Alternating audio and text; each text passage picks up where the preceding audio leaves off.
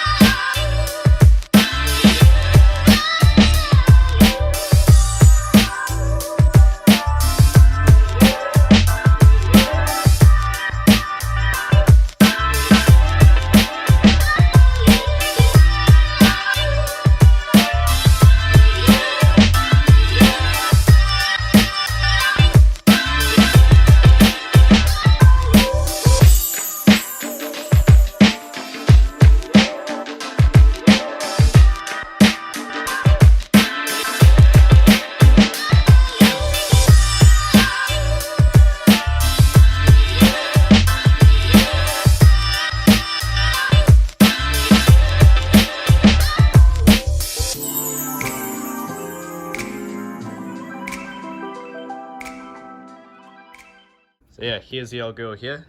So yeah, right off the bat, you can tell this thing looks very, very identical to a GTR. From afar, you would not be able to tell the difference. So it's GTR, complete GTR front end. Obviously got the front bar, bonnet, the GTR grille, and obviously the front guards as well here. And skirts, GTR skirts, and these rear guards are fiberglass. Jamie does have some legit GTR guards at home that he's going to be putting on at some point, but yeah, these ones are just fiberglass for now. The GTR guards, he's going to have the fuel flap coming out, so it looks a bit better than that. For wheels, just running some VS2s, 18 by 10, wait, 18 by 10 or 10 and a half? 18 by 10 and a half VS2s with 265s all round. So this thing's got a bit of grip in the rear. Just some GK Tech Ganadors here, give the car a nice look. It's got a fiberglass GTR style wing. He's got a genuine one at home that he's going to be putting on eventually, just like the guards. But yeah, this one looks pretty sick. Adrenaline R rear muffler, give it a nice look as well. Sounds pretty good. Yeah, Link ECU sticker. So yeah, this thing is obviously running a Link ECU. Coming into the interior here, the interior in this thing is pretty damn clean. So it's pretty cool. It's got GTR seats in it, front seats and rear. So most people obviously put the fronts in, but this one is obviously got the rear seats as well, which gives it a nice look and completes the interior. NZKW wheel there. It's nice and small, not the usual big drift wheels that you have. So obviously makes getting in and out of this car a lot easier. There's a couple gauges there. Turbo Smart boost gauge on the top, and a Innovate wideband gauge there to obviously let Jamie know what's going on with this thing. It's a must when you're making big power like this thing is. Suspension wise, the thing's running BC Reds.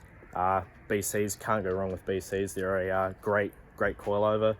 And obviously this thing being a GDST, it's got 5-stud hubs and big brakes on it. It's running a S13 rear hub carrier. So to eliminate all the high kiss and stuff, it's obviously got a lock bar in it. And yeah, switch out the hub carrier so you can run just a regular tow arm. It's also running some Nismo camber arms and Nismo lower control arms, just a little bit beefier, stiffened up a little bit. And it's in the front, it's got some true heart adjustable camber arms. And going back to the rear, it's got a hard race tow arm in it. Yeah, as beautiful as this thing looks on the outside, the real good's under the bonnet. So I'll pop it, give you guys a look at the heart of this thing.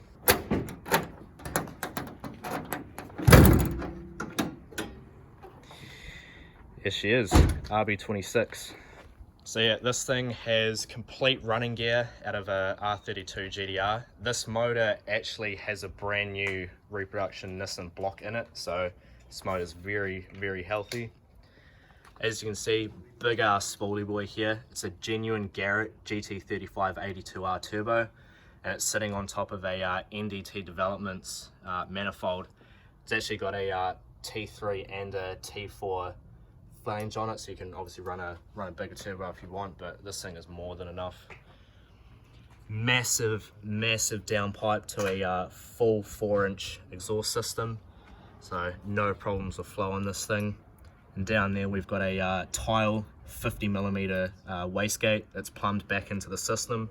Obviously boost solenoid there, and a massive filter for this thing to be able to breathe. Still running just the factory radiator and fan shroud and fan. This thing is more than capable to handle the extra grunt. These things are pretty good as long as obviously you keep the fan shroud. It's had the air condenser for the AC unit ripped out, so it's got nothing blocking it, so it's got quite a bit of flow in it. Big ass intercooler here. It's got some 880cc injectors in it. It's real good to keep this thing nice and fed. Right, so my iPhone storage got full, but deleted some stuff. So as I was saying, yeah, Turbo Smart fuel pressure regulator. It's a must when you are trying to make big power. Nice little catch can here with some real nice braided lines. Must. RBs like to breathe a bit. As you can see, big thick strut brace to yeah, keep this thing nice and rigid. NZ Wiring Specialties, a trigger kit here on the cam, because the normal casters, they start walking when you get over sort of 450 horsepower. So yeah, it's another must do. And like I said, this thing is running a Link ECU. It's only been road tuned, but Dyno reckons it's about 450. We actually just went for a drive in this thing and got some driving shots, and this thing is definitely really quick. Sounds so good too. Like the flutter on this thing is awesome. I'm not too sure how it would have been picked up in the camera, but yeah, in person this thing is definitely awesome. When he's gone for cert and all that, he's going to get the wastegate with the screamer pipe, and obviously he's going to do it so he can plumb it back in for warrants and stuff. But yeah, when this thing has a screamer pipe, this thing is going to sound absolutely hectic.